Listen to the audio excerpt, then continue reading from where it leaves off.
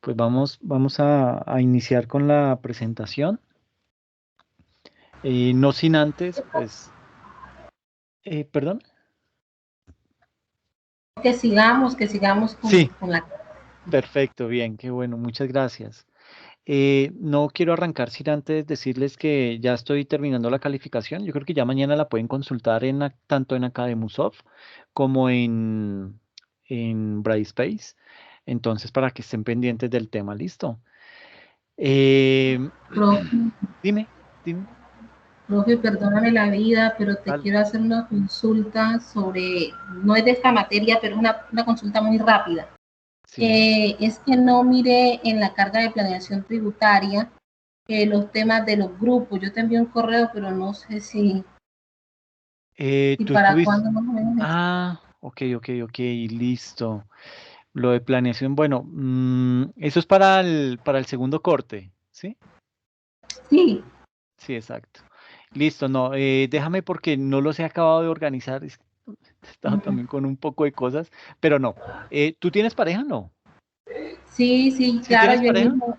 sí, Ah, bueno, el mismo día le mandé el correo con mi pareja perfecto. pues como me toca trabajar así por partes, profe, Sí, claro. entonces por Eh, eso es el afán, pero sigamos con lo que es ahorita. Ahora sí, no hablo más. espérame, no, tranquila, voy a revisar acá planeación tributaria.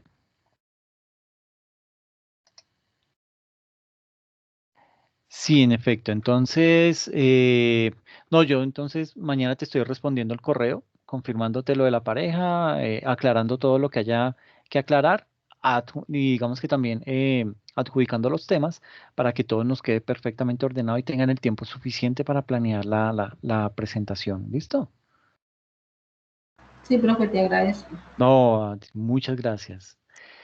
Bueno, entonces, pues nada, vamos a hablar, a continuar hoy con la parte de la charla que teníamos la semana pasada, que pues habíamos quedado digamos que habíamos logrado avanzar en varios aspectos, pero pues la temática es un poquito gruesa desde el punto de vista de toda la temática que hay que abordar y pues digamos que la importancia que todo esto tiene, ¿no? Es decir, aquí lo que estamos es básicamente sentando las bases de lo que es la revisoría fiscal para poder tener un panorama totalmente claro de lo que es y lo que representa la revisoría fiscal hoy en día. ¿Listo?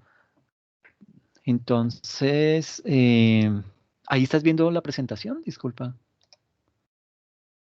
Sí, profe. Perfecto, muchas gracias. Entonces, básicamente, pues estábamos tocando el tema de lo que era la revisoría fiscal en Colombia y pues teníamos el tema, digamos que muy fraccionado en varios aspectos. Y digamos que está muy fraccionado porque, pues, digamos, es la estructura de lo que es la revisoría fiscal y la manera en que, pues, desde un punto de vista muy ordenado, habrá que abordarla. Entonces veíamos que en principio, pues, teníamos estos aspectos, las generalidades, las inhabilidades, la responsabilidad, la conducta en el ejercicio profesional, la identificación de riesgos relacionados con el fraude, la planeación del trabajo de la revisoría fiscal en las propiedades horizontales mixtas, los documentos fuentes para la labor de la revisoría fiscal y la modificación al decreto 2420 de 2015, que resulta ser un documento muy importante en todo lo que tiene que ver con el desarrollo de la revisoría fiscal en nuestro país. Entonces, en ese orden de ideas, pues hablábamos también. Digamos que el primer punto que abordamos fue netamente el de las generalidades y empezamos a hablar acerca de lo que era la revisoría fiscal, básicamente quiénes eran los que estaban obligados a, a tener revisor fiscal y desde ese punto de vista pues lográbamos determinar algunos tipos de empresas que deben tener revisor fiscal y encontramos que eran las instituciones financieras sometidas al control y vigilancia de la superfinanciera, las empresas, las empresas de servicios públicos domiciliarios que deben sujetarse a las disposiciones del Código de Comercio, las entidades sometidas a vigilancia por la Superintendencia Nacional de Salud, los conjuntos de uso comercial o mixto, las cajas de compensación familiar, el control financiero y contable de todos los fondos ganaderos deberá ser ejercido por un revisor fiscal y las fundaciones o instituciones de utilidad común. Eh, Esto, pues digamos que estas son las entidades que en realidad deberían, o digamos que por ley, están obligadas a tener revisor fiscal, ¿sí? Ahora, no significa que otra empresa que lo quiera tener, pues lo pueda hacer. Eso, digamos que nada lo cohíbe, pero digamos que debería por lo menos tener o contar con una parte, con una aprobación de por lo menos el 20% de la junta directiva y que esas personas que están votando, que hacen parte de ese 20%, ninguno esté en la parte administrativa o gerencial de esa empresa. Entonces, digamos que es como la única condición que se le pone a aquellas empresas que, sin ser alguna de estas que estamos mencionando acá, quiere nombrar a un revisor fiscal. Entonces lo puede hacer, pero previa esas condiciones, el cumplimiento de esas dos condiciones, ¿ok? Eh, Veíamos también todo lo que tenía, digamos que esos aspectos a tener en cuenta en la elección del revisor fiscal, ¿sí?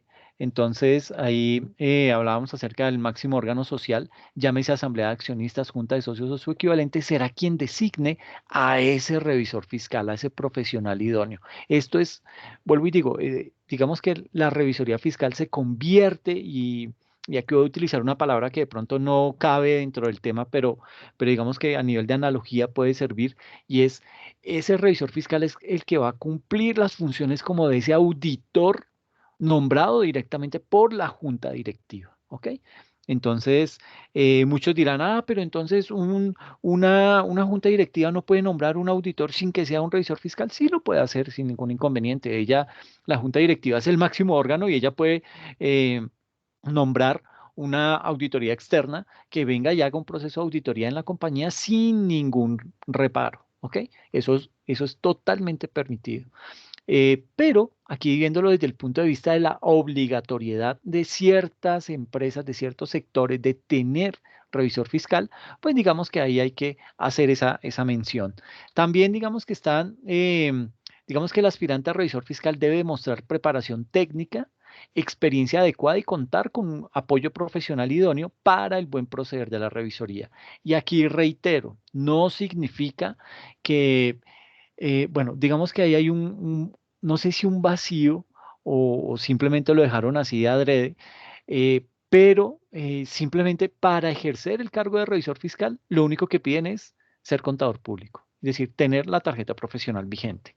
Y pues desde ese punto de vista, de pronto el tema puede quedar ahí como medio chueco si uno lo mira con detalle, porque puede darse cuenta que en realidad esa escasez de requisitos para quien va a cumplir una función tan importante y que solamente sea contador público, digamos que ahí puede que se esté cometiendo algún error, puede que algo quede inconcluso, pero pues digamos que esa es la norma, ¿sí? La norma en ningún momento dice algo adicional a ser contador público. Entonces, pues digamos que queda el vacío, pero vuelvo y digo, estas personas, la junta de socios, que es la que nombra a ese revisor fiscal, pues digamos que ellos ya tienen la experiencia y saben que tienen que buscar una persona que en la medida de lo posible, pues ya tenga un nivel, un título de especialización para poder ejercer la revisoría fiscal. Es decir, no solamente que tenga la experiencia, sino que esté preparado académicamente para desarrollar ese rol. Y desde ese punto de vista, pues eso digamos que, aunque no está en la norma, pues son esos criterios adicionales que buscan las empresas al momento de elegir un profesional de la revisoría fiscal. En las sociedades comanditarias por acciones, el revisor fiscal será elegido por la mayoría de los votos de los socios comanditarios. En las sucursales de sociedades extranjeras, el revisor fiscal es designado por el órgano competente de acuerdo con los estatutos. Y no podrán ser revisores fiscales quienes incurran en las inhabilidades mencionadas en el artículo 205 del Código de Comercio. Y por último, luego de llamar a licitación pública para recolección de hojas de vida en el sector público, el máximo órgano social de la entidad pública será quien escoja al revisor fiscal. ¿Ok? Entonces, eso desde esos, digamos que aspectos a tener en cuenta en la elección del revisor fiscal. Luego hablábamos acerca de lo que era el periodo máximo de ejercicio del revisor fiscal y pues hablábamos que lo idóneo es que ese revisor fiscal sea elegido por el mismo periodo por el cual va a ser elegida esa junta de socios, ¿ok? Eh, digamos que esa junta de socios, pues por lo general se nombra por 3 o 4 años, ¿sí? Es como la junta directiva, ¿sí? Digamos que arriba está la asamblea general de todos los socios y ellos nombran unos representantes de los dueños para que ejerzan esa junta de socios que son los que van a estar coadministrando la organización. Entonces, como poniéndole un poquitico de freno al gerente, como diciéndole, bueno, usted no puede ser tan autónomo, usted tiene que consultarnos en cierto momento, usted también, digamos que no tiene libertad plena para disponer de todo el presupuesto, hasta cierto monto usted puede hacerlo, pero de ahí para arriba tiene que consultarnos. Entonces esa junta directiva tiende a hacer ese tipo de cosas, de vigilar que en efecto lo que está haciendo la gerencia, pues se está haciendo dentro de los parámetros y dentro de la ley, ¿ok? Entonces se procura que ese revisor fiscal sea nombrado por el mismo periodo en que está nombrada esa junta directiva, ¿ok? Ese sería el ideal. Eh, También pues se habla acerca de en algún otro tipo de instituciones, por ejemplo, instituciones financieras, que el periodo no sea mayor a 5 años y eh, que no lleven más de 5 revisorías fiscales, etcétera, etcétera. Entonces, digamos que son una serie de cosas muy puntuales y específicas que se le exige al revisor fiscal. De igual manera, cuando él, por ejemplo, es contador y quiere pasar a ser revisor fiscal de la misma compañía, pues la norma le pide que se retire por cierto tiempo para que no se vaya a ver manchada su función dentro de esa organización con el nuevo rol que va a desempeñar. También hablábamos ahí desde lo que eran las inhabilidades. Unas inhabilidades, básicamente, esto no pasa ya. Entonces veíamos unas inhabilidades en donde hablábamos acerca de que el vínculo matrimonial, eso hasta dónde puede llegar a convertirse en una verdadera inhabilidad. Y pues veíamos que el Consejo Técnico de la Contaduría Pública sugería estudiar el código de ética emitido por la IFAC, específicamente en estos literales y numerales, porque pues digamos que la norma colombiana no prohíbe eso, ¿sí? Entonces, pero sí queda como raro que el gerente y nombre de revisor fiscal a su esposa, o sea, eso no tiene presentación, ¿sí? Pero reitero, este tipo de situaciones se da porque están esos vacíos en la norma, ¿ok? Entonces, pues digamos que ahí hay una serie de ítems que precisamente pueden ser muy obvios porque uno dirá, no, pues qué boba, ¿cómo va a nombrar a la esposa de revisor fiscal? Pero lo puede hacer porque no está prohibido. Y un principio del derecho es todo aquello que no está prohibido está permitido. Entonces, pues digamos que pueden hacer uso de eso, ¿ok? ¿Qué pasa en el evento en que el papá sea el revisor fiscal y el hijo funja las funciones de revisor fiscal suplente? Igual, la norma no dice nada al respecto, no prohíbe que eso llegue a pasar, pero pues de todas formas, pues hay temas que habrá que de pronto ahondar o entrar en algo más de detalle para poder determinar si eso, si no estamos violando alguna norma por el hecho de nombrar a un padre como revisor fiscal y al hijo como revisor suplente o viceversa, ¿ok? Y el último era revisores fiscales hasta en 5 sociedades por acciones, o sea, eso hasta dónde en realidad se convierte en una limitante. Entonces, pues digamos que desde ese punto de vista, eh, veíamos ahí que la normativa, pues en este punto decíamos que la aplicación de la norma citada, lo que debe tenerse en cuenta es el ejercicio efectivo del cargo, no la simple posibilidad de ejercerlo. Entonces, se hablaba que era un caso en donde planteaban la inquietud al Consejo Técnico de la Contaduría Pública, en donde le preguntaban si eso era, si era viable que una persona que estaba como suplente, como revisor suplente, o digamos que como revisor suplente en 2 sociedades por acciones, pero como revisor fiscal en propiedad de 3 sociedades por acciones, entonces que si esas dos le contaban, entonces en cuyo caso ya tendría las 5 y pues eso lo inhabilitaba.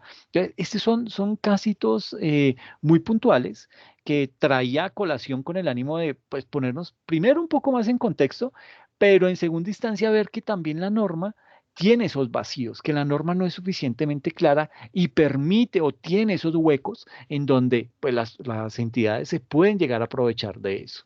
Entonces, eso era lo que quería dejar ahí en el tema, en el ambiente. Y luego empezamos a hablar acerca de lo que eran las responsabilidades, unas responsabilidades del revisor fiscal y hablábamos que el comportamiento del revisor fiscal está ceñido por una serie de lineamientos propuestos en la Ley 43 de 1990 y las normas de aseguramiento de la información, las famosas NAI, incluidas en los anexos 4.1 y 4.2 incorporados por los decretos 2132 del 2016 y 2170 de 2017 al decreto único reglamentario 2420-2015 que incluyen, entre otros, las responsabilidades que debe asumir el contador público cuando está desempeñando el rol de auditor o de revisor fiscal. ¿Ok?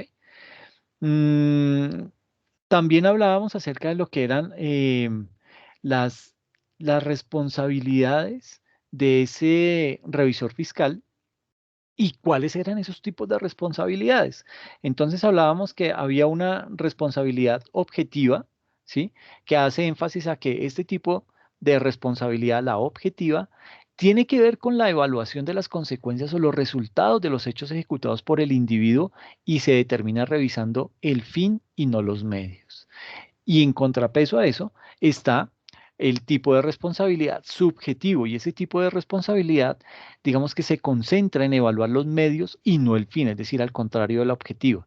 Es decir, que se ejecuta a lo largo del proceso y su sanción solo se llevará a cabo cuando se demuestre que el individuo, es decir, el revisor fiscal, actuó de forma negligente y no aplicó los principios incluidos en el Código de Ética sin importar el resultado. ¿Ok? Mm, y luego, entonces, después de los tipos de responsabilidad, eh, fuimos a parar a lo que son las fuentes de responsabilidad. Y encontrábamos que habían 2 fuentes de responsabilidad. La primera es la falta o violación de derechos cuando éste genere daños. Y el segundo, el incumplimiento de las obligaciones. Entonces, lo que eh, estábamos haciendo era básicamente mirar cuál es esa falta o violación de derechos cuando éste genere daños, ¿sí? Entonces, digamos que ahí en ese punto, digamos que la primer fuente de responsabilidad es la falta o la violación de derechos cuando éste genera daños, derechos que se clasifican como individuales, sociales, personales y ambientales. Entonces, digamos que los individuales son aquellos derechos digamos que los derechos individuales pertenecen a los daños propios de aspectos patrimoniales derivados del derecho de la propiedad. Luego vienen lo que son los famosos derechos sociales y estos hacen referencia al bienestar en general, mejorando la calidad de vida y logrando la satisfacción de las necesidades. En tercer lugar, tenemos los derechos personales que se enfocan en la protección y prevención en relación con sucesos que puedan afectar al individuo mismo. Y el último, los derechos ambientales que se encaminan a proteger el medio ambiente, elevando la calidad de vida de la sociedad. Entonces, digamos que cuando un revisor fiscal irrumpe en los derechos de los demás, en ese punto se convierte en sujeto responsable de perjuicios. Es decir, si algo malo llega a resultar de esa injerencia del revisor fiscal en alguno de estos tipos de escenarios, pues ahí al revisor fiscal le va a tocar responder y se hará responsable por los daños que llega a ocasionar. Entonces, pues digamos que desde ese punto de vista hay que tener mucha precaución, mucho cuidado para evitar de pronto llegar a caer en ese tipo de situaciones que pueden llegar a ser complejas. ¿Listo?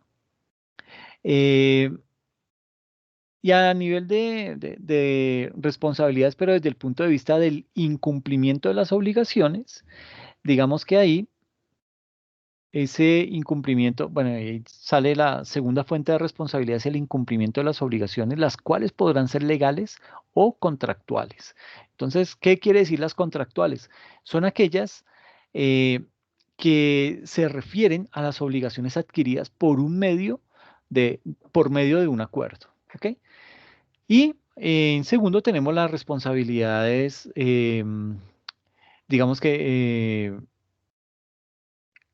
las obligaciones legales, y esas obligaciones hacen alusión al cumplimiento que debe asumir el revisor fiscal en cuanto a las normas que cobijan su labor y su profesión. Y aquí hay que tener énfasis en algunas, en cosas muy puntuales. Digamos que eh, la persona que se quiere dedicar de lleno a la revisoría fiscal, que es muy interesante y es muy enriquecedor, pues digamos que esa persona debe tener muy presente que de aquí en adelante tiene que estar muy bien informada, ¿sí?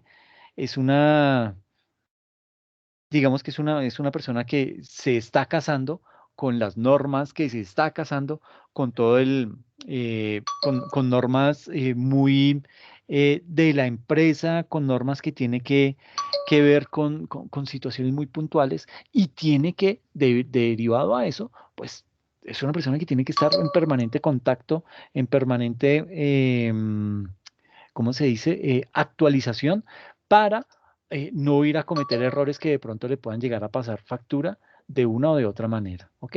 Entonces, digamos que desde ese punto de vista, sí hay que tener mucho cuidado porque cuando nos metemos en este tema de la revisoría fiscal, Dios, nos estamos metiendo en no será una camisa de 11 varas, pero sí digamos que hay muchos aspectos que hay que entrar a revisar y hay que estar muy actualizados, hay que leer muchas cosas para que todo esto pues pueda, para que esa labor pueda salir adelante, ¿ok? Entonces nos toca tener todo eso muy presente, ¿listo?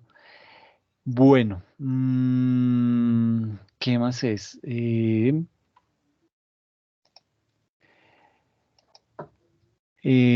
Bueno, digamos que aquí en este punto del incumplimiento de las obligaciones, aquí hay que tener también presente no solamente el tema de que hay que estar muy actualizado y leyendo permanentemente, sino que hay que tener también presente que los revisores fiscales, digamos que en su función o en el desarrollo de su actividad profesional, pues el revisor fiscal asume las consecuencias de sus propios actos, ¿sí? Es decir, no son responsabilidad de estos los actos de incumplimiento de terceros en cuanto a sus obligaciones, a menos que el revisor actúe en pro y a sabiendas de las actuaciones improcedentes. Y por otro lado, digamos que de asumir las consecuencias de sus actos, el revisor fiscal debe tener claro cuáles son sus responsabilidades morales, cuáles son sus responsabilidades jurídicas, personales, patrimoniales, individuales, civiles, etcétera, etcétera, etcétera, porque en cualquiera de esos aspectos o en muchos de esos aspectos, eso le puede pasar factura. Entonces puede tener algún tipo de sanción económica y puede inclusive llegar a perder la libertad por algún acto de pronto irresponsable. Y la palabra irresponsable, pues digamos que la contemplo dentro de este escenario, es más porque digamos que tuvo que ser una falla del revisor fiscal, ¿ok? Entonces, digamos que hay que tener mucho cuidado cuando se está ejerciendo eso. Y más ahora que nos están exigiendo como revisores fiscales tantas obligaciones, tantas cosas que hay que velar para evitar que al interior de las organizaciones se puedan llegar a presentar actos ilícitos que de pronto pues puedan llegar a lesionar o pueda llevar a temas de evasión en las organizaciones. Y pues ahí diría, digamos que el directo responsable en este tipo de casos pues viene siendo por un lado el revisor fiscal, pero pues también se puede llevar por delante al representante legal de la organización. Entonces, estábamos también hablando acerca de las normas de auditoría que fueron modificadas por ese decreto 2270 del año 2019. Eh, digamos que a partir del año 2020, los revisores fiscales empezaron a aplicar sus actualizaciones del decreto 2270 de 2019 en todos los encargos de revisoría que ellos asumían. Y las modificaciones básicamente están relacionadas con las normas para la evaluación del control interno y la elaboración del dictamen o del informe de revisoría fiscal. Y son las siguientes. Entonces, digamos que este Decreto 2270 de 2019 lo que hace es que compila e incorpora al Decreto Único Reglamentario, el 2420 de 2015, los anexos 4.1 y 4.2 en un único anexo denominado Anexo Técnico Compilatorio y Actualizado 4-2019 de las normas de aseguramiento de información. Entonces, digamos que eso lo que hizo fue robustecer un poco más el Decreto Único Reglamentario 2420 con ese anexo técnico, ¿ok? Pero no es lo único. Digamos que también esas normas de auditoría modificadas por el decreto 2270, digamos que tocan directamente desde el punto de vista de que hay que realizar unas modificaciones a las siguientes normas. Por ejemplo, la NIA 250 que habla acerca de las consideraciones de las disposiciones legales y reglamentarias en la auditoría de estados financieros. Eso habrá que entrar a revisarlo y de poder determinar qué fue lo que cambió. La NIA 720, que habla acerca de la responsabilidad del auditor con respecto a otra información. Y nótese que las normas internacionales de auditoría hablan es de auditor. Hablan de la auditoría. En ningún momento se menciona ni el revisor fiscal ni la revisoría fiscal como esa rama de la contaduría pública en donde, pues, digamos que goza de algún estándar internacional. No, en este caso, la norma internacional de auditoría se enfoca es en temas de auditoría, ¿ok? Pero pues que indirectamente tocan también la labor y la función de ese revisor fiscal. Entonces, pues habrá que echar mano de esa norma para poder, por un lado, entenderla, interpretarla y por el otro, pues digamos que no dejarla por fuera porque eso puede llegar a derivar o puede llegar a ser interpretado como una irresponsabilidad del revisor fiscal y pues esto ya le acarrea una cantidad de sanciones hasta con la libertad. Eh, También hay que tener presente la ISAE 3000, que básicamente habla de los encargos de aseguramiento distintos de la auditoría o de la revisión de información financiera histórica. La NIA 800, que habla acerca de, de las auditorías de estados financieros preparados de conformidad con un marco de información con fines específicos. La NIA 805, que habla acerca de las auditorías de un solo estado financiero o de un elemento, cuenta o partida específicos de un estado financiero. Y la NIA 810, que habla acerca de los encargos para informar sobre estados financieros resumidos. ¿Ok? Y el último, eh, digamos que aquí pues habrá que tocar temas de, eh, digamos que ajusta el siguiente plazo y es que crea un periodo de transición de 2 años en la aplicación de la NIA 701 para revisores fiscales de entidades que no sean emisoras de valores y entrará en vigor a partir del 1 de enero del 2022. Entonces, nótese que eh, esta ya es otra responsabilidad que sale también para el revisor fiscal. Entonces, cada vez nos están asignando muchas más responsabilidades y pues digamos que eso está bien desde el punto de vista en que pues así mismo lo reconozcan, ¿no? Que se pague por eso, pues uno lo hace. Eh, digamos que en estos 3 puntos hay algo que hay que tener muy presente y es el tema de la responsabilidad jurídica. ¿Qué es eso de la responsabilidad jurídica? Sucede que por cuenta de esa responsabilidad jurídica pueden derivarse dos formas diferentes de responsabilidad. Puede surgir por un lado la responsabilidad patrimonial y por el otro la responsabilidad personal. Entonces, ¿qué es esa responsabilidad patrimonial? Esa responsabilidad patrimonial hace referencia a la indemnización que debe hacerse a un tercero, ¿ok? Utilizando como soporte bienes o derechos económicos de ese revisor fiscal. Y la segunda, que es la responsabilidad personal, hace alusión a sanciones que se le pueden imputar por dañar a otros con sus actos. Entonces, ahí ya hablamos de responsabilidad civil, de pronto del índole penal y ya ahí cada vez se va poniendo de pronto un poco más complejo el panorama para ese revisor fiscal y pues obviamente habrá que tener mucha más precaución frente a eso. Eh, Otro de los aspectos que hay que mencionar es todo aquello que habla acerca de la asignación de las responsabilidades. Y esta diapositiva la veíamos la sesión pasada, en donde hacíamos énfasis más o menos a 13 eh, digamos que responsabilidades que le competen directamente a ese revisor fiscal. Entonces, dentro de esas, pues veíamos, eh, digamos que en esta parte, lo que se está haciendo es que se establece el sujeto que tiene la obligación de resarcir el daño causado y recuerde que no siempre el responsable directo es una sola persona, pueden ser varias personas. Por eso hago siempre referencia que en la entidad los que firman los estados financieros son el gerente general o, bueno, el representante legal de la compañía, el revisor fiscal y el contador. Estos tres, por estar firmando y no haber hecho ninguna salvedad o no haber denunciado los actos ilícitos, pues digamos que en caso de que se comprueben que se estaban desarrollando ese tipo de actos ilícitos, los tres van a pagar. ¿Ok? Entonces, digamos que pues ahí habrá que tener eh, mucho, mucha precaución para evitar caer en ese tipo de situaciones, ¿ok? Y dentro de las funciones del revisor fiscal, digamos que tenemos estas 13 que son cerciorarse de que la entidad cumple la normativa que le aplica, es decir, no está dejando ninguna normatividad por fuera, todas las tiene perfectamente claras y está corroborando que toda esa normatividad se está aplicando en el desarrollo del objeto social de esa compañía en su día a día, ¿ok?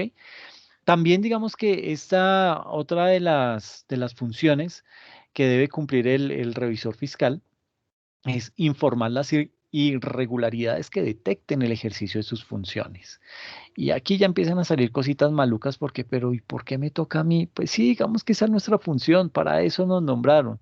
Entonces, pues si algo detectamos que se está haciendo mal y no lo están corrigiendo o están siendo muy permisivos con el tema, pues llegará el punto en que como revisores fiscales tengamos que acercarnos a la autoridad competente y denunciar ese tipo de actividades. ¿Ok? En tercer lugar, colaborar con las autoridades cuando le soliciten información, velar porque la entidad lleve su contabilidad en debida forma. Mm,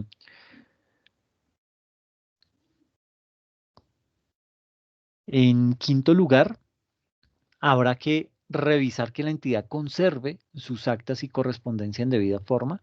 Y entonces aquí hablábamos también del tema de guardar ese tipo de información, pues en la medida de lo posible en medios magnéticos, en medios digitales, pero que esto pues obviamente sea fácil de accesar en cualquier momento.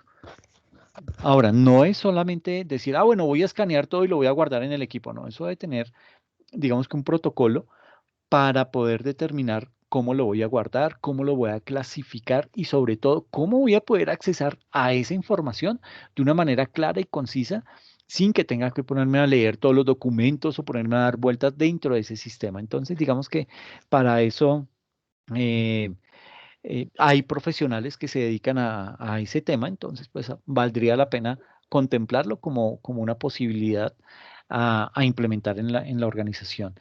También el tema de inspeccionar los bienes de la sociedad. Y aquí hacíamos énfasis en que no solamente el revisor fiscal se debe quedar con el tema de las escrituras públicas o con el tema de las facturas, sino que él tiene que ir y corroborar que en efecto eso está en propiedad de la organización y que la organización lo está poniendo a utilizar para obtener beneficios de esa inspección. Entonces hay que ir a mirar con detenimiento cuáles son esas propiedades, hay que empezar a contrastar esa información junto con las escrituras públicas para determinar que no hay errores, que no estamos cometiendo abusos, porque de pronto si es un terreno y nos estamos expandiendo, pues digamos que ya estamos cometiendo delitos.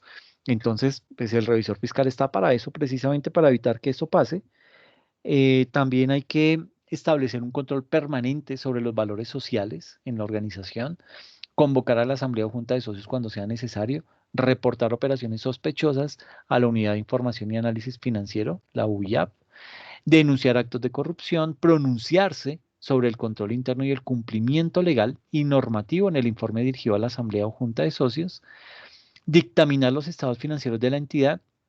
¿Y qué es dictaminar? Pues es básicamente decir que los estados financieros fueron elaborados con base en los principios, o bueno, con base en los estándares de contabilidad, en los estándares internacionales, y aparte que la información reflejada dentro de esos estados financieros, pues reflejan la contabilidad de la organización. ¿Ok? Entonces, básicamente un estado financiero es como un resumen de todas esas transacciones que realiza la organización en cada uno de sus días de desarrollo. Y pues digamos que eso se plasma y se agrupa toda esa información en un estado financiero. Y el último, la última función del revisor fiscal,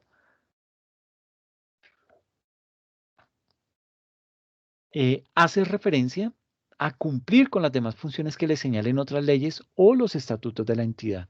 Entonces, se tiene que encargar 100% de velar porque todas esas funciones, leyes o estatutos que se están aplicando o que fueron, digamos que están, le pertenecen a la organización, pues que todo eso se está cumpliendo a cabalidad. En caso que eso no se esté cumpliendo, pues ya le toca al revisor fiscal pronunciarse, pero no es que se vaya a decirle al gerente, ay, gerente, mire, es que encontré esto. No, él directamente, ¿quién lo contrató? La junta de socios. Entonces le reporta directamente a la junta de socios. ¿Para qué? Para que la junta de socios le hagan el respectivo llamado de atención al gerente y el gerente ya empiece ahí sí a tomar cartas en el asunto. ¿Ok?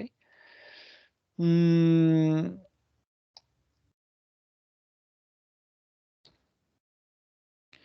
luego de eso, dentro de las responsabilidades, pues aquí también tenemos todo el tema de lo que es la responsabilidad moral y tenemos lo que es la responsabilidad jurídica. Entonces, desde el punto de vista de esta responsabilidad moral, digamos que es una responsabilidad personal que compete a las inclinaciones más internas del sujeto. Es decir, eso que hace parte mío, eso que hace parte de mi personalidad, esos valores que me han inculcado, eso es a lo que se hace énfasis como o se agrupa dentro de la responsabilidad moral. Y ahí hablamos entonces de temas de religión, de cultura, filosofía, ideología, y que escapa en términos de evaluación y juicio del campo jurídico y disciplinar. ¿Ok? Entonces, digamos que detectar este tipo de responsabilidad moral, pues sí se puede, pero digamos que hay ocasiones en las que es de pronto un poco más difícil que determinar de pronto la responsabilidad jurídica. Y esa responsabilidad jurídica, pues tiene unas repercusiones judiciales. ¿Por qué? Porque pues, afecta a usuarios con los cuales y para los cuales el revisor emite información, es decir, se está prestando para que eh, se estén manipulando los estados financieros, para que por medio de esa manipulación de estados financieros de pronto el precio de venta de su acción suba y con esa subida y venta de acciones en masa, pues va a obtener una mejor utilidad y esto le va a redundar en mejores beneficios. Entonces, digamos que desde ese punto de vista, eso también, esa sí es una función directa de ese revisor fiscal, ¿ok? Entonces hay que diferenciar bien entre esos dos tipos de responsabilidad, la moral y la jurídica. La moral, pues es esa que nos inculcan desde casa, esas que son muy propias de la persona y que le ayudan a tener un poquito más de discernimiento frente a alguna actuación en la organización. Y luego está la jurídica. Eh, ¿Cómo se asignan las responsabilidades?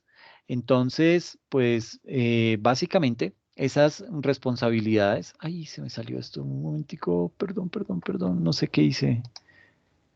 Ok, ahí, chin, estábamos, era acá, listo. Entonces, pues básicamente, desde el punto de vista de esa asignación de responsabilidad, digamos que en este punto, eh, se establece el sujeto que tiene la obligación de resarcir el daño que ha causado y recuerde que no siempre el responsable directo es una sola persona, pueden ser varias. Entonces, en ese orden de ideas, digamos que acá eh, hay una responsabilidad individual, ¿sí?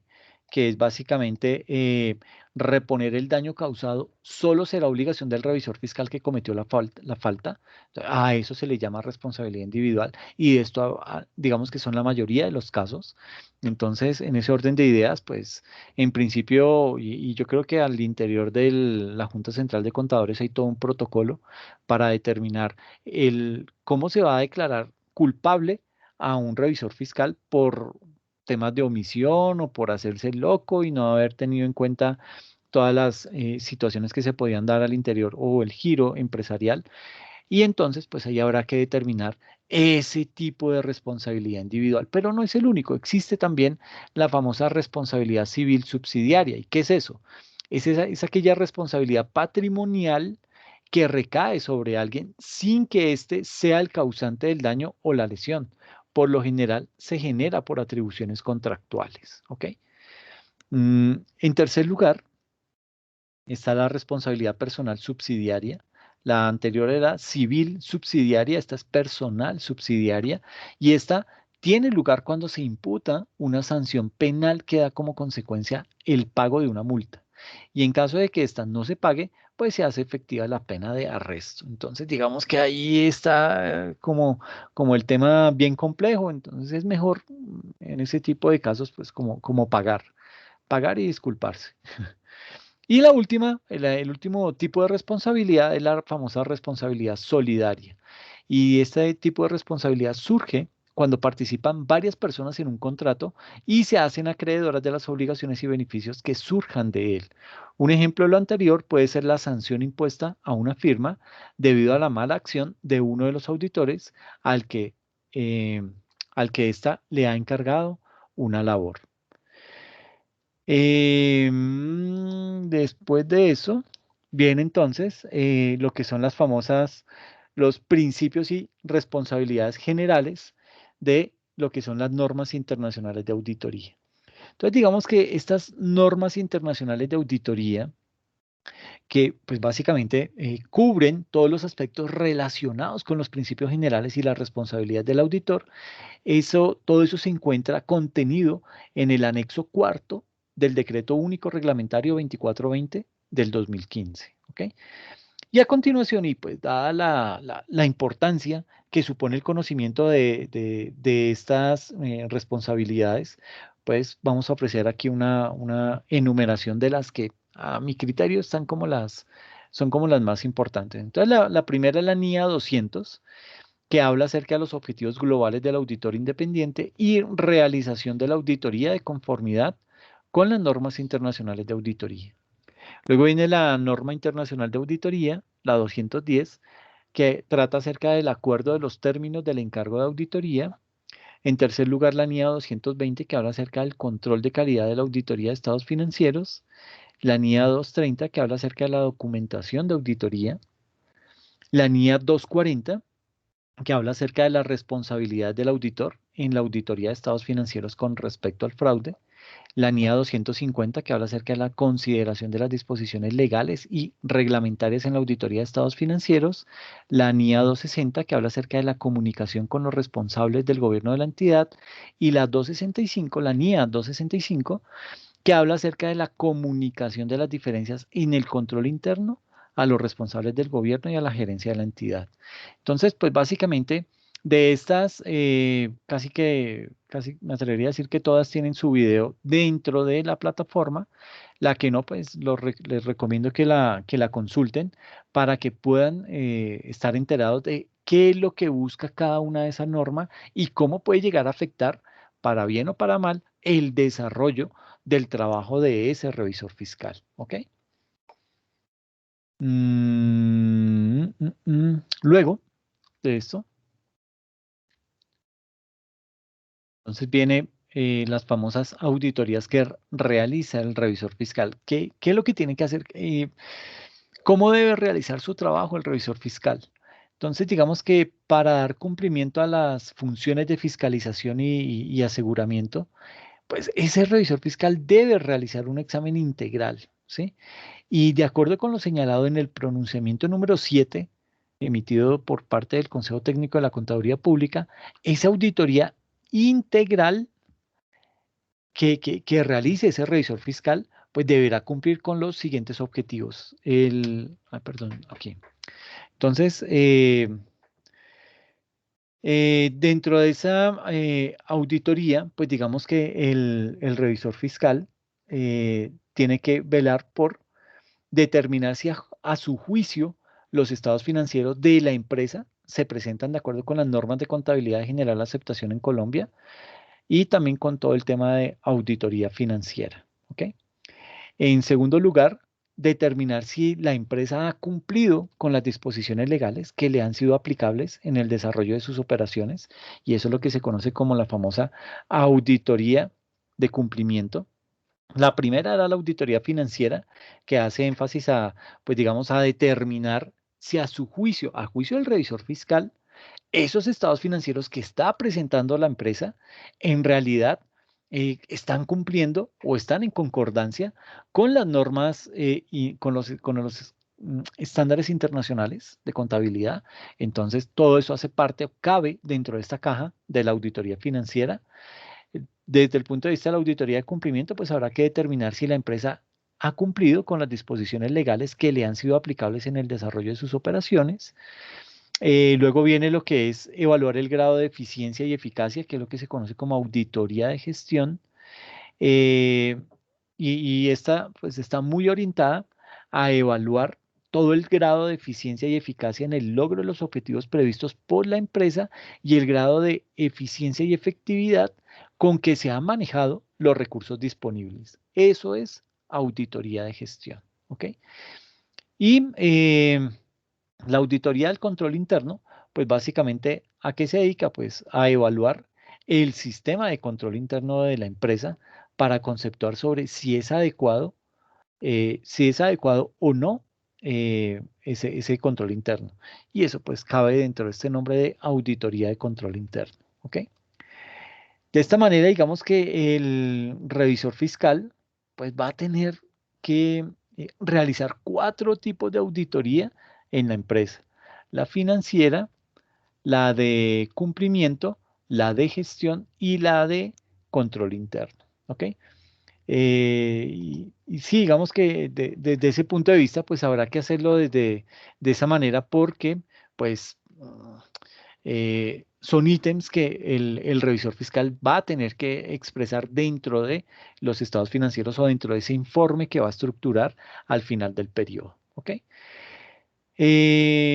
Digamos que tratando de ampliar un poquito más, cada una de estas auditorías que debe realizar el revisor fiscal, digamos que partiendo de la primera de la auditoría financiera, básicamente, esa auditoría financiera es ese tipo de encargo que se lo asignan a un revisor fiscal con el único objetivo que ese revisor fiscal examine los estados financieros y por medio de ese examen que le está realizando esos estados financieros, pues él pueda determinar si esos estados financieros reflejan razonablemente la situación financiera de la empresa y si han sido preparados de acuerdo con los lineamientos aplicables al grupo de convergencia al cual pertenezcan. Es decir, si pertenecen al grupo uno, al grupo 2 o al grupo 3, pues ahí lo pueden hacer. ¿Listo? Digamos que por medio de esta auditoría financiera, ese revisor fiscal cumple con la obligación que le imponen los artículos 207 y 208 del Código de Comercio, ¿sí? Eh, y básicamente, ¿qué es lo que dicen ese par de artículos del Código de Comercio? Que el revisor fiscal se debe encargar de emitir una opinión sobre los estados financieros en la que señale, ¿qué tendrá que señalar dentro de ese informe? Pues primero indicar si la contabilidad se lleva conforme a las normas legales y a la técnica contable. Lo primero que tiene que empezar a certificar. Luego, que si las cifras que están contenidas en esos estados financieros han sido tomados fielmente de los libros. ¿Ok? Y en tercer lugar, si existen reservas o salvedades respecto de la fidelidad de los datos financieros, pues también el revisor fiscal va a tener que pronunciarse en ese orden de ideas. Luego viene nuestra famosa auditoría de cumplimiento. Sucede que mediante esta auditoría de cumplimiento, ¿qué es lo que pasa? El revisor fiscal, eh, digamos que determina si en el desarrollo de las operaciones la entidad ha logrado cumplir con las normas que le son aplicables según su objeto social y además si se han acatado los estatutos sociales y las decisiones de la asamblea de accionistas o juntas de socios. ¿Ok? Esa auditoría de cumplimiento también, digamos que tiene otra característica bien importante y es que la responsabilidad del cumplimiento normativo es de la administración de la entidad y el revisor fiscal debe examinar el grado de cumplimiento legal de la entidad y además pues va a tener que pronunciarse al respecto en su informe dirigido a la Asamblea de Accionistas o Junta de Socios. ¿Ok? La auditoría de gestión, pues digamos que esta, ya hemos hablado, es la que nos permite determinar si los recursos de la entidad han sido administrados de forma eficaz y eficiente. ¿Y esto por qué es importante? Porque digamos que ese tipo de auditorías puede señalar riesgos que pueden afectar la continuidad del negocio, ¿sí? Los cuales pues, deben ser considerados por el revisor fiscal al momento de diseñar su plan de trabajo y las pruebas de procedimientos que va a aplicar para la gestión y la reducción del impacto de ese tipo de situaciones que se puedan llegar a presentar, ¿ok? Em, Luego viene también lo que es la auditoría de control interno.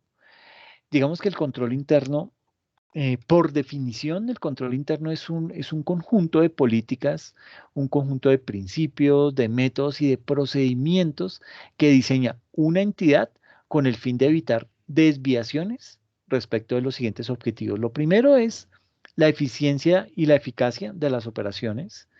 Lo segundo es la contabilidad de la información financiera. Y el tercero es el cumplimiento de las leyes, reglamentos y normas. ¿Ok? Entonces, digamos que desde ese punto de la auditoría de control interno, el revisor fiscal está obligado a evaluar el sistema de control interno fundamentalmente por dos razones. La primera, porque este tipo de análisis le va a permitir al revisor fiscal eh, que se pueda basar, ¿sí? Para, digamos que le da como los parámetros a ese revisor fiscal para que pueda llegar a desarrollar ese proceso de revisoría.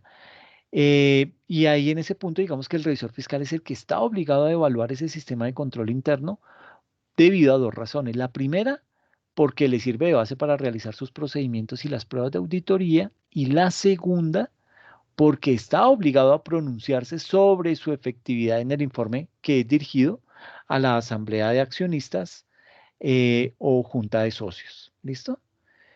Y digamos que en este punto de la auditoría de control interno, eso tiene tanto de largo como de ancho. Es decir, aquí caben una serie de estándares internacionales. De pronto el más famoso es el COSO. Digamos que para poder realizar esa auditoría de control interno, ¿qué hace el revisor fiscal? Pues digamos que puede apoyarse en esos modelos de reconocido valor técnico como COSO y básicamente en ese proceso de auditoría de control interno lo que hace es que se evalúa la eficiencia y la reducción de riesgos de los sistemas de control interno dentro de los que se deben considerar los sistemas de administración de riesgos. Entonces, pues digamos que ese termina siendo un punto bien importante para, para la organización. ¿Ok?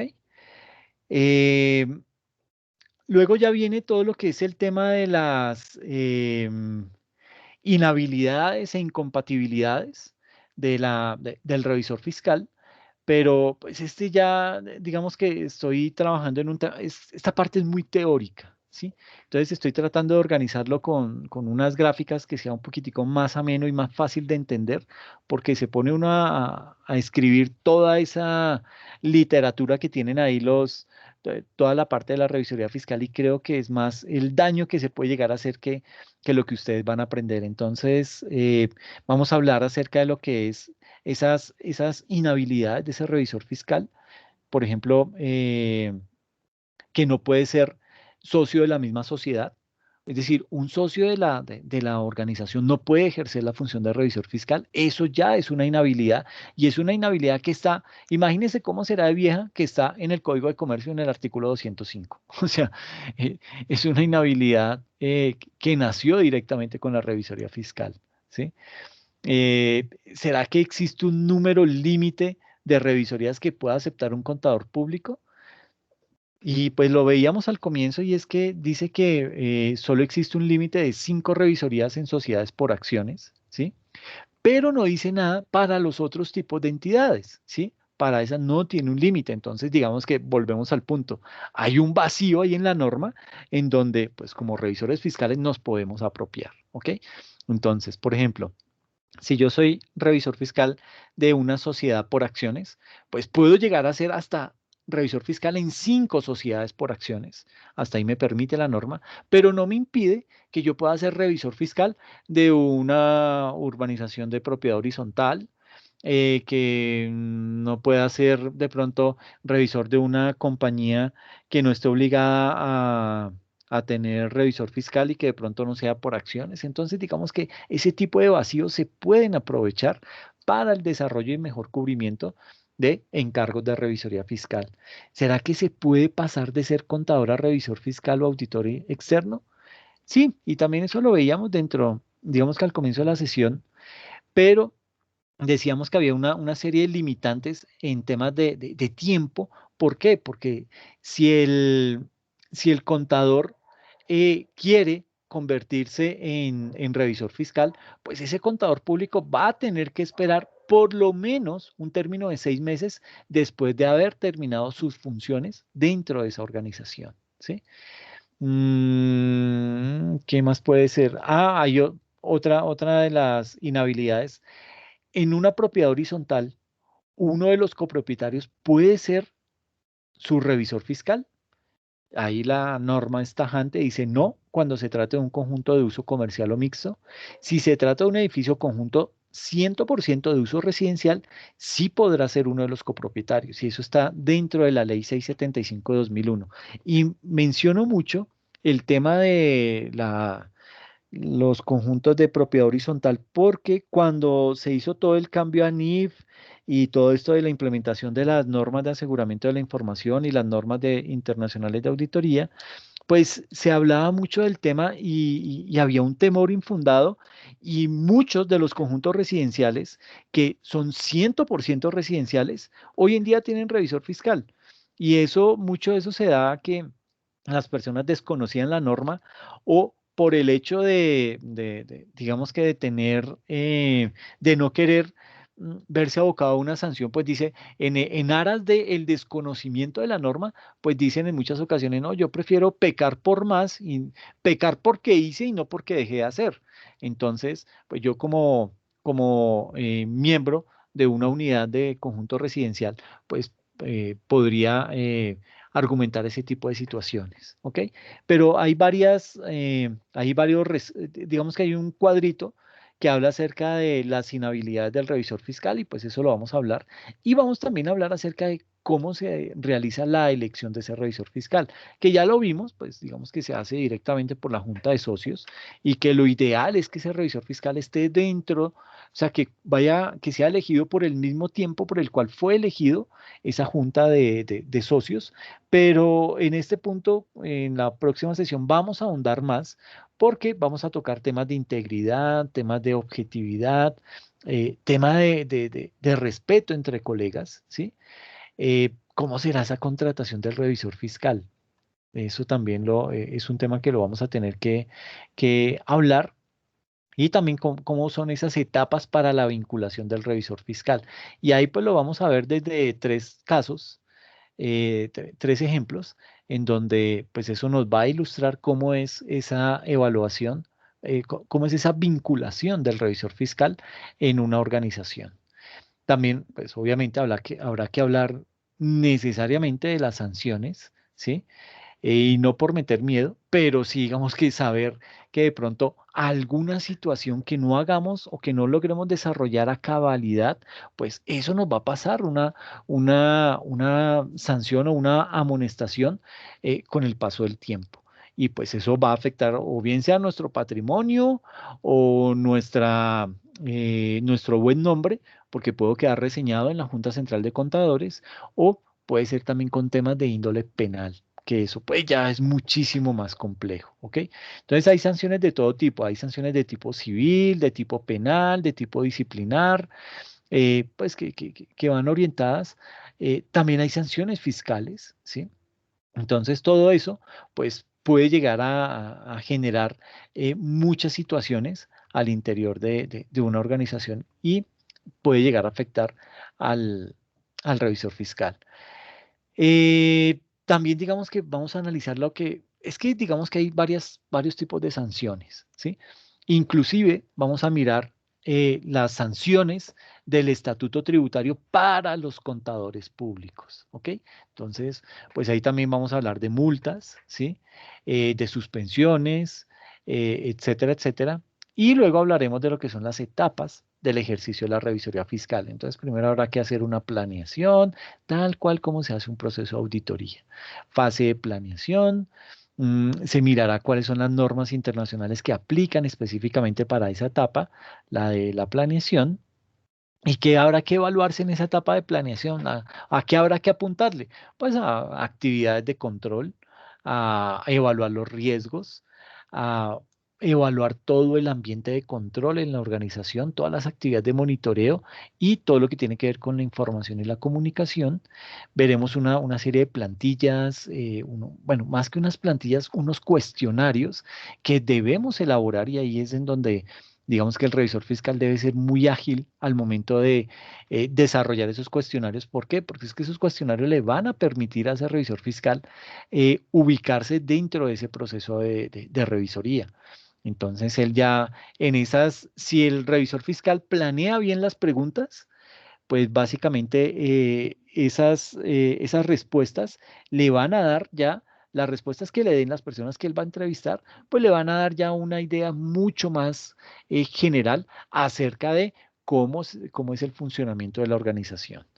Y vamos a ver también lo que es la fase de ejecución, cuáles son las técnicas de auditoría que se van a presentar ahí, los procedimientos de auditoría, eh, y finalizaremos ahí con los informes, ¿ok? Bueno, informes o dictámenes. Eso es lo que vamos a ver ahí dentro de estas dos sesiones que vienen. Y luego, si nos metemos de lleno con una parte muy importante de la revisoría fiscal, que es todo lo que tiene que ver con los papeles de trabajo en el ejercicio de nuestra revisoría fiscal, ¿ok? Y esto es un tema bien delicado.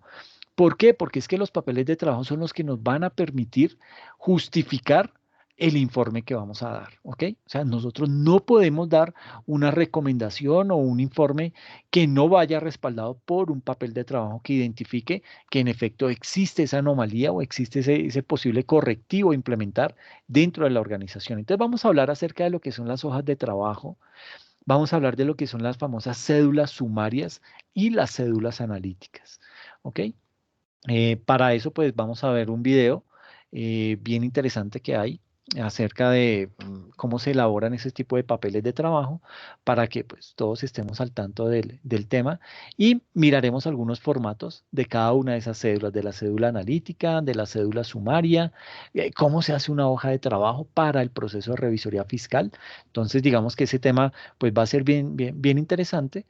Y pues ahí ya nos vamos a meter con más temas prácticos dentro de la materia, ¿ok? No sé qué dudas tienen al respecto, qué inquietudes pueden tener frente al tema del cual hemos hablado el día de hoy.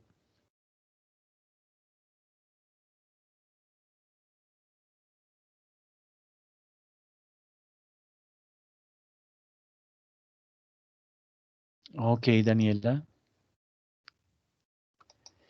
Sí, digamos que, bueno, vuelvo y digo, el tema de toda esta parte, todo este componente teórico de la revisoría fiscal es un poquito amplio, pero después viene la parte más interesante y es meternos con temas de lavado de activos y son lavado de activos, soborno transnacional y eh, financiación de actividades terroristas. Entonces, ¿cómo hay que implementar técnicas para evitar que de pronto en la organización este tipo de flagelos lleguen a tener injerencia en la organización?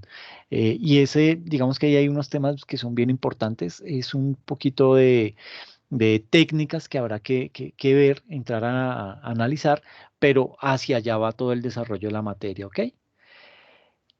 Bueno, pues nada, este era el tema que quería abordar con ustedes el día de hoy. pues si no tienen ninguna inquietud, entonces les agradezco mucho la atención. Y ya el día de mañana pueden revisar las notas, tanto en Academusoft como en Brightspace, frente a la primera unidad. ¿Ok? Bueno, les agradezco muchísimo. Cuídense mucho. Les deseo lo mejor.